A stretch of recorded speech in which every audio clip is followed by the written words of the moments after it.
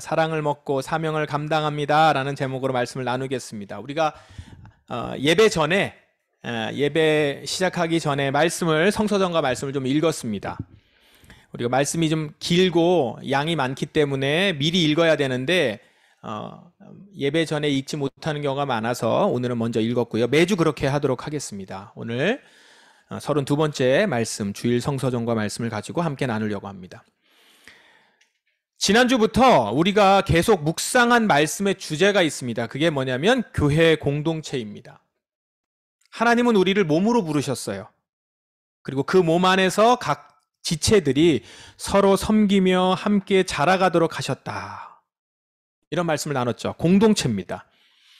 우리를 각자 개인으로 부르셨지만 공동체로 부르셨고 공동체 안에서 자라게 하셨다. 우리 이 말씀을 좀 기억하시면 좋겠습니다. 오늘 내가 공동체 한 부분인 지체라는 사실이에요. 그래서 지체라고 합니다. 공동체 한 부분이기 때문에. 그리고 우리는 그리스도의 한 몸으로 주의 말씀을 들으면서 살아가고 있다는 사실을 기억해야 합니다. 오늘 이 사실을 바탕으로 해서 오늘 말씀도 함께 나누려고 합니다. 우리가 바로 전에 엘리야에 대한 이야기를 나눴는데 구약성경 성서전과 구약성경 본문이었습니다. 엘리야 선지자. 엘리야 선지자는요, 구약성경에서도 탁월한 선지자 중에 한 명이었습니다. 제일 유명한 선지자이기도 합니다. 큰 일도 혁혁한 공도 세웠던 그런 선지자입니다. 엘리야 선지자가 활동할 당시에 이스라엘은 아합 왕이 통치하고 있었고요. 실제적으로는 아합 왕이 통치하고 있었지만 실제적으로는 그 안에 이세벨이 통치하고 있었습니다. 이세벨, 여왕이 아니었는데 여왕 행세를 했었죠. 그러면서 이스라엘을 통치하고 있었는데 대표적인 악녀로 나옵니다. 요한계시록에 악녀 할 때 그 대신하는 이름으로 이세벨이 나와요. 그 정도의 대표적인 악녀입니다. 이스라엘의 이방 신상을 대거 들여왔어요. 그리고 바알과 아세라 선지자 850명을 궁에 들였습니다. 궁에 상주하고 있는 바알과 아세라 선지자가 850명이에요. 지금 하나님을 섬기는 나라인데 이스라엘이 우상 숭배를 하면서 하나님을 떠난 시대가 되었죠. 아합은 그냥 꼭두가시처럼 거기에 있었습니다. 이 시대에 엘리야가 와서 이스라엘의 죄를 지적하고 심판을 예언했습니다. 아주 통렬하게 비판을 했어요. 그러면서 특히 아주 유명한 사건이 있죠. 850명의 바알과 아세라 선지자와 갈멜산에서 누가 참 하나님이신지 증거하는 대결을 하자라고 해요. 850대 1로 대결을 하죠. 그리고 갈멜산 대결에서 여호와 하나님의 참 하나님이시다라는 것을 증거했습니다. 자, 굉장히 큰 승리를 거뒀어요. 그리고 그 선지자들을 다 몰살을 시키고 쫓아내고 그렇게 했죠. 자, 이렇게 큰 승리를 거두게 되니까 이제 이스라엘이 회개하고 돌아오겠구나. 이런 기대가 이제 엘리야에게 있었을 것입니다. 그러나 결과가 어땠느냐? 이세벨은 여전히 건재했고요. 오히려 엘리야 선지자는 죽음의 위기에 처합니다. 엘리야에게 현상금이 붙고 엘리야를 죽이겠다고 추적을 합니다. 이 때문에 엘리야는 크게 낙심하죠. 큰 승리를 거뒀는데 결과는 전혀 기대와는 다르게 나타나게 됐어요. 오히려 쫓기는 신세가 됐고 이스라엘은 변화가 하나도 없었어요. 실망하고 좌절하게 됩니다. 그래서 엘리야는 완전히 낙심해서 광야로 도망가요. 이 도망가는 모습이 어땠겠어요? 승리를 이뤘는데, 큰 승리를 이뤘는데 지금 도망가고 있는 자기의 처지. 그래서 광야로 도망가서 그 로뎀나무 아래 누워서 엘리야가 급기야는 하나님께 죽여달라고 말해요. 나를 죽여주십시오. 이 죽여달라고 말하는 그 심정이 어땠겠습니까? 완전히 무기력해진 그런 상황에 그런 모습의 엘리야입니다. 완전히 낙심해서 아무것도 하지 못하는 엘리야에게 하나님께서 천사를 보냅니다. 그리고 그 무너진 엘리야에게 구운 빵과 물을 주어서 먹게 하죠. 이 2번이나 그런 일을 합니다. 그래서 먹고 재우고 다시 또 먹이고. 근데 2번째 나타났을 때는 천사가 하나님의 말씀을 이렇게 대언하죠. 먹어라. 아직 갈 길이 멀다. 그냥 위로하신 게 아니라 할 일이 있다는 거예요. 갈 길을 가야 된다라는 거예요. 그래서 지금 천사가 먹이고 있는 겁니다. 하나님이 그렇게 힘을 주고 있는 거예요. 그래서 엘리야는 두 번째 먹고 그것을 먹고 나서 그 힘으로 시내산까지 걸어갑니다. 40일을 밤낮으로 걸어갔다 이렇게 나와요. 그 길이 상당히 또 멀어요. 그 길을 걸어갑니다. 그리고 다시 그곳에서 시내산에서 하나님 말씀을 듣고 사명을 이어갑니다. 엘리야는 다시 이스라엘로 돌아가서 그곳에서 왕을 세우고요. 자신의 후계자를 세우는 일, 그래 엘리사를 세우는 일을 합니다.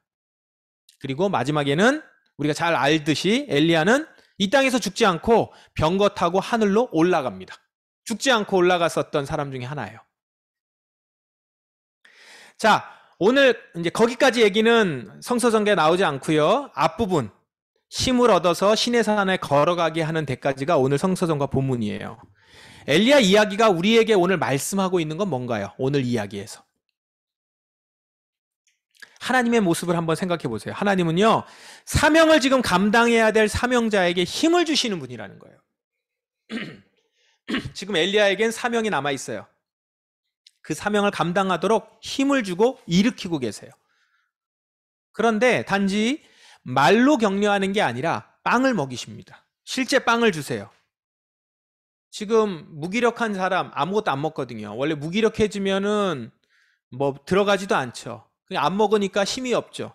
힘이 없으니까 또 생각도 다 처진단 말이에요.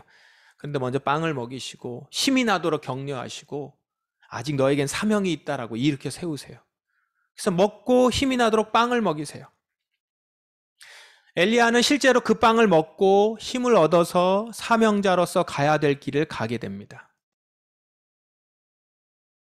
자, 이렇게 사명자는 하나님께서 이렇게 세우신다는 거예요. 사명이 있는 거 너무 중요하죠. 자, 그렇다면 우리의 사명은 무엇일까요?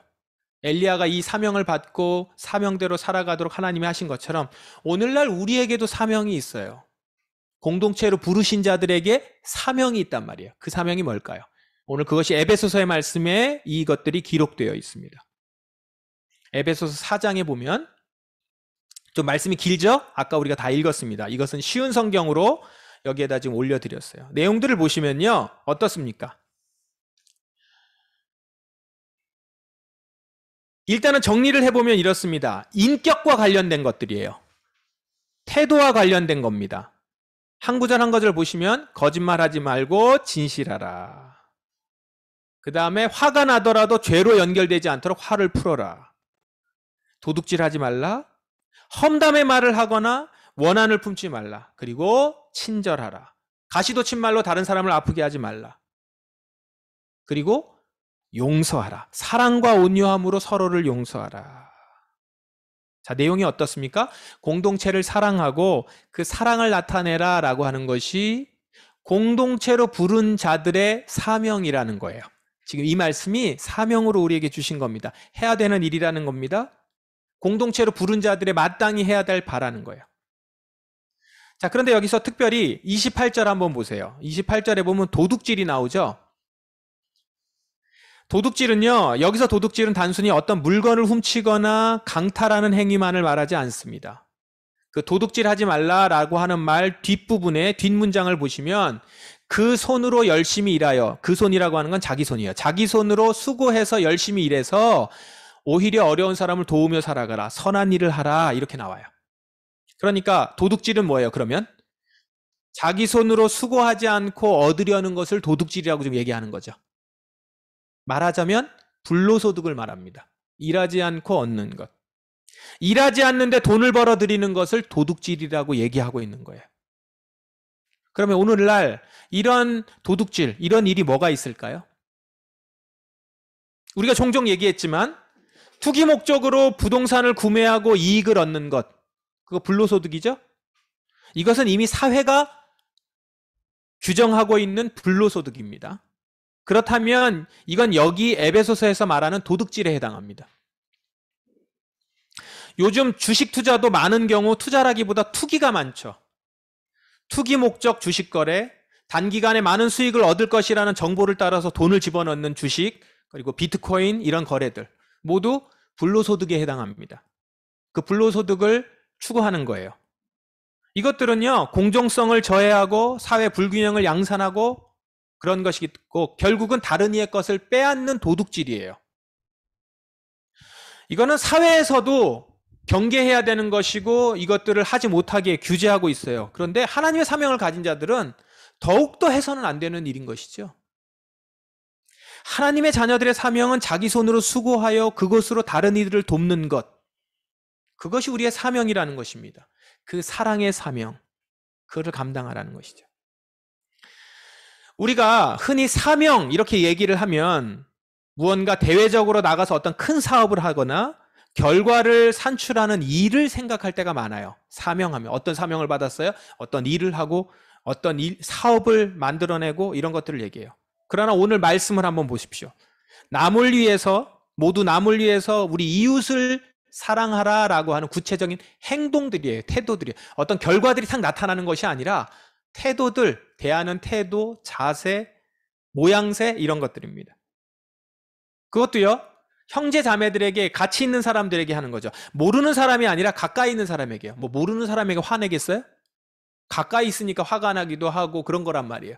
그러니까 우리가 다 한 몸에 속한 자들이기 때문에 한 몸에 속하는 거니까 이게 공동체 얘기잖아요. 한 몸에 속한 자들이니 서로 진실하게 대하라는 거예요. 거짓말하지 말고 친절하게 하라는 것이고 온유하라는 거예요. 그러니까 이것은 다 믿음의 공동체 안에서 해야 되는 그런 일들이에요. 대단해 보이지 않고 어떻게 보면 되게 작아 보이는 일이에요. 에게 이게 사명이라고 이렇게 생각할지도 몰라요. 그렇지만 오늘 주님은 이것을 가볍게 보시지 않아요. 여러분 에베소서 말씀이 6장 정도인데 6장 정도의 뒷부분이 다 이 얘기예요. 사명을 감당하라고 했는데 그 사명을 감당하는 것이 우리 공동체 안에서 일어나는 일들로 가득 채워져 있어요. 주님이 가볍게 보시지 않는다라는 거예요, 이 부분을. 그리고 진정으로 하나님의 사람, 부름받은 사람으로서 마땅한 사명이라는 것입니다. 여러분, 사명의 정의를 다시 한번 생각해 보셔야 돼요. 우리는 종종 인간적으로 대단해 보이는 일을 한다고 하면서 그런데 그 사람의 인격을 보니까 자기 주변의 사람들과의 관계를 보니까 종종 은혜롭지 못하고 사랑을 전하지 못하고 인격적으로 온전하지 못한 모습들을 많이 봐요. 그 사람은요, 오늘 말씀에 비춰보면 어떻죠? 사명자 모습은 아닌 거예요. 사명을 감당하고 있지 않은 거란 말이에요. 아무리 땅끝으로 가서 선교를 하더라도 그 안에 사랑이 없으면 그 안에 죄사함의 은혜도 없고요. 그냥 미움이 있고 사랑하지 못하고 이렇다면 그 사람은 사명을 감당하는 사람이 아니라는 거예요. 그냥 자기 일을 하는 거예요. 자기 사업을 하는 거라는 거죠. 우리에게는 사랑의 사명, 우리의 형제자매를 사랑하고 용납하고 그 안에서 서로를 세워가는 일들의 사명을 감당하도록 부름받은 자들이라는 거예요. 그런데 이 사랑의 사명을 어떻게 감당할 수 있다고요? 5장에 보면요. 그리스도께서 우리를 사랑하신 것처럼 사랑하래요. 다른 사람을. 그런데 그 그리스도께서는 어떤 분이냐면 우리를 위해서 자신을 내어주셔서 하나님 앞에 향기 나는 제물이 되신, 희생 제물이 되신 분이에요. 그 사랑으로 사랑하라는 거예요. 그리스도의 사랑을 알 때 그 사랑으로 사랑의 사명을 감당할 수 있다는 것입니다. 그리스도께서 우리를 이렇게 사랑하셨어요. 어떻게 해요? 자기를 버리사 희생 제물로. 그 사랑을 아는 자는, 그 사랑을 경험한 자는 그 사랑으로 우리에게 감당하라 하신 그 사랑의 몫을 감당할 수 있게 됩니다. 이 말씀을 예수님은 우리에게 직접 이렇게 말씀하셨어요. 나는 하늘에서 내려온 생명을 주는 빵이다. 누구든지 이 빵을 먹으면 영원히 살 것이다. 내가 줄 빵은 나의 살이다. 내 살은 세상에 생명을 준다. 예수님이요, 당신을 생명을 주는 빵이라고 말씀하세요. 그리고 이 빵을 먹으면 영원히 살 거라는 거예요. 자, 그런데 보세요. 그냥 빵을 예수님이 나다, 당신이다 이렇게 표현하지 않고 뭐라고 표현을 구체적으로 했냐면 나의 살이다 이렇게 표현을 했어요. 여기서 살이라는 표현이 나오죠. 살은요, 그분이 십자가에서 우리를 대신해서 죽으셨다는 것을 떠올리는 표현입니다. 우리를 대신해서 죽으셨다는 거예요. 우리를 대신해서 자기의 살이 찢기셨다라는 거예요. 우리를 대신해서 죽으신 예수님. 대속하신 예수님의 그 살을 먹으면 우리는 이제 영원히 살고 영원히 사는 그리스도의 몸을 갖는 자들이 된다라는 겁니다. 그러니까 그 그리스도의 몸으로 우리는 이제 그리스도의 뜻대로 살아가는 자, 즉 예수님의 사명을 감당하는 자들이 되는 것이죠. 넉넉히 감당할 수 있는 겁니다. 이 말씀을요, 처음에 우리를 부르셨을 때 딱 한 번 말씀하신 것이 아니라 이 말씀을 오늘 우리에게 반복적으로 또 말씀을 하세요. 왜요? 예수님의 살을 먹는 것은 일회성이 아니라는 거예요. 우리는 날마다 예수님을 먹고 살아가는 자들인 거예요. 혹 우리가 사명을 감당하다가, 이 사랑의 사명을 감당하다가 지쳤다면, 엘리야처럼 지쳐서 누워져 있다면 주님은 또다시 그 사랑을 감당하도록 당신을 먹이시고 일으키신다는 거예요. 에베소서의 사랑의 목록을 다시 한번 보세요. 사실 우리가 누군가에게 화를 내고 용납하지 못하게 되고 뒤에서 그 사람에 대해서 혀를 끌끌 차면서 험담하고 칭찬하지 못하는 것, 솔직히 말해봅시다. 그럴 만한 이유가 있지 않나요? 그 사람 그렇게 욕 얻어 먹을 만한 일을 하지 않아요? 그 형제에게 내가 그렇게 대하는 데는 그럴 만한 이유가 있다라고 느껴지잖아요. 그 사람의 불의한 모습이 보이거든요. 그게 팩트예요. 내 상식으로는 용납이 안 되고 그래서 화가 나고요. 정죄하게 된다는 거예요. 그런데 그러면서 괴롭죠. 왜 나는 사랑하지 못할까? 왜 용납이 안 될까? 사랑의 사명을 감당하고 싶어도 저 사람 그런 모습이 보이지 않는데 어떻게 용납을 하나, 용서를 하나 고민하다가 우리는 자주 포기를 해요. 그래, 이거 못하겠다. 이건 내 몫이 아닌가 보다. 엘리야가 포기하듯이 포기하는 거예요. 하나님, 저 안 하고 싶어요. 제가 대단한 사람이라고요. 제가 다른 사람보다 특별해요? 엘리야가 그렇게 얘기했거든요. 나는 다른 조상들보다 낫지 않습니다. 하나님, 저 안 하고 싶어요. 못해요. 오늘 여러분 그렇게 얘기하시는 분들이 계세요? 오늘 주님이 여러분들을 찾아가세요. 그리고 주님은 빵을 먹이신다는 거예요. 누구를요? 어떤 빵을요? 생명의 빵을요. 바로 주님 당신의 살을 먹이십니다. 그 빵을 먹으면요, 눈이 떠지게 될 거예요. 힘이 나게 될 거예요. 그리고 보이게 될 겁니다. 뭐가 보여요? 그 빵을 내게 주신 그분의 의로움이요. 그리고 그 빵을 먹으면서 그 반대편에 그 먹고 있는 내 모습을 보게 됩니다. 나의 어떤 모습? 불의한 모습. 내가 형제를 봤을 때 그 불의함보다 더한 나의 모습을 보게 됩니다. 그런데 그런 내가 정죄받지 않았어요. 오히려 나에게 당신의 의로운 살을 먹이시고 나를 의롭다 하셨어요. 의로운 주님이 정죄받아 마땅한 나를 보시고 정죄하지 않으셨어요. 의롭다 하셨어요. 나를 용납해 주셨고요. 받아주셨고요. 나 대신 그 불의의 대가를 감당하셨다고요. 나의 불의를 보시고 자신을 희생하셔서 나를 의롭게 하셨습니다. 지금 그 주님의 살이 내 안에 들어옵니다.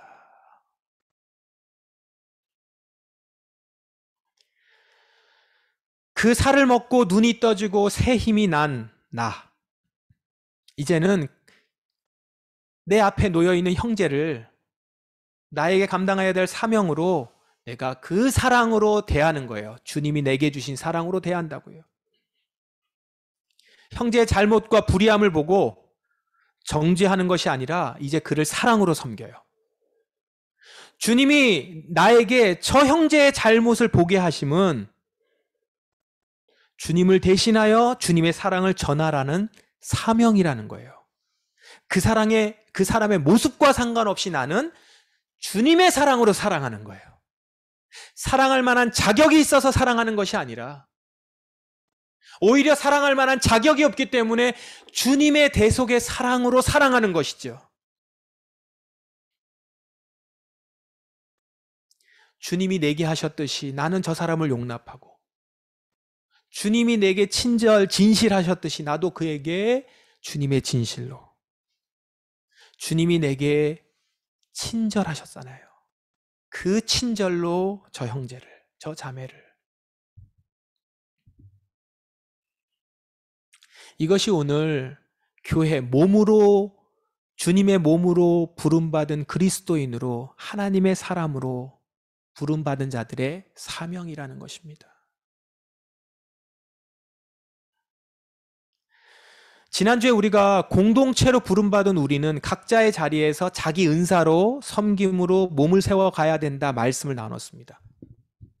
그래서 한 지체가 섬기면 다른 지체를 세워갈 수 있어요. 내가 먼저 건강해졌으면 다른 지체를 세워가서 그 몸도 건강하게 해요. 그런데 그것은 곧 몸 전체가 건강해지는 것이고 내가 건강하게 되는 비결이죠. 길이란 말이에요. 그런데요, 오늘 말씀은요, 그 섬김이 어떤 섬김이냐면, 어떤 걸 섬기는 거냐면 주님의 사랑으로 섬기는 거라는 거예요. 내 힘으로 하는 게 아니라 주님의 사랑으로 섬기는 거예요. 그 주님의 사랑이 어떤 사랑이에요? 대속의 사랑, 대신하여 희생하는 사랑. 그 사랑으로 섬기는 거예요.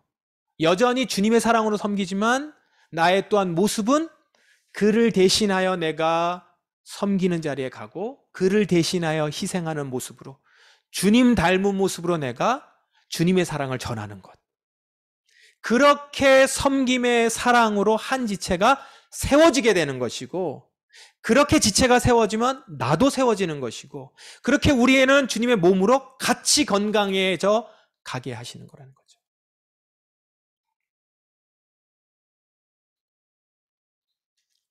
우리 교회는 공동체입니다. 주님의 몸이에요.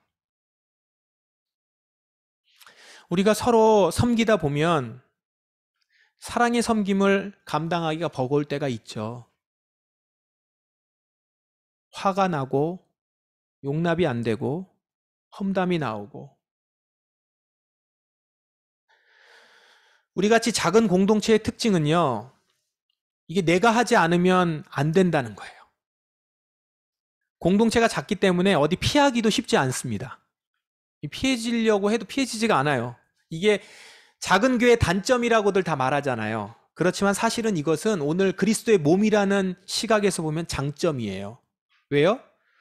우리에게 교회의 본질을 잊지 않도록 해주기 때문이죠. 내가 감당하지 않으면 교회가 무너지거든요. 내가 감당하지 않으면 금방 표시가 난단 말이에요.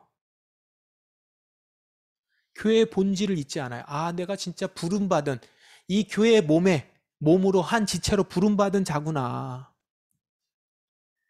한 사람 한 사람이 주님의 사랑의 사명을 감당하지 않으면 이 공동체는요, 겉모습조차 유지하기 어려운 공동체가 되잖아요.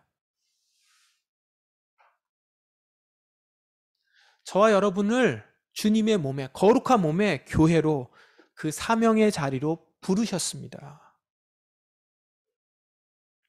여러분 한 명 한 명이 주님이 깨끗하게 하신 주님의 몸입니다. 예수 그리스도의 그 대속, 그 영생의 빵으로 우리는 살았습니다. 우리에게 주신 이 사랑의 사명으로 오늘도 누군가는 살아날 수 있어요. 여러분에게 먼저 주시고 먼저 깨닫게 하신 사랑으로, 그 사랑으로 누군가를 사랑하면 그 누군가가 살아날 수 있단 말입니다.